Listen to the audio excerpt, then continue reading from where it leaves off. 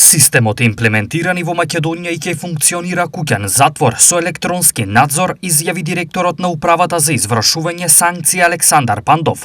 Во сите 12 затвори во државата во моментов има 2300 затвореници и 400 притвореници, а во некој од нив капацитетот е двојно исполнет, изјави Пандов. Позитивните закони во Македонија овозможуваат на 3 категории затвореници да имаат алки.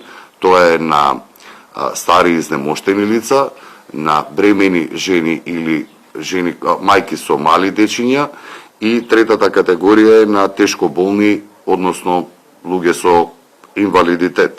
Електронските алки безбедно функционираат на следниот начин, објасни Пандов. Но ако вие излезете од периметарот во кој што вие поставена алката, веднаш ни сигнализира на нас, ние подоцна се јавуваме на осуденото лице, затоа што во секој рутер има сим картичка, звониме кај него, ако он не се јави, има право на едно негово блиско лице од семејството или кое што живее со него ќе го побараме, ако не се јави и тој или нешто изводат, се јавуваме во полиција. За министерот за правда Игор Филков, електронските алки се реформа.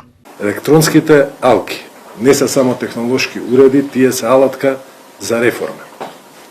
Тие се символ на една нова, современа пробацијска политика. Преку нивно користење овозможуваме алтернатива на затворот, намалување на пренатрупаноста во казнено-поправните установи, подобра ресоциализација и поголема безбедност на граѓаните.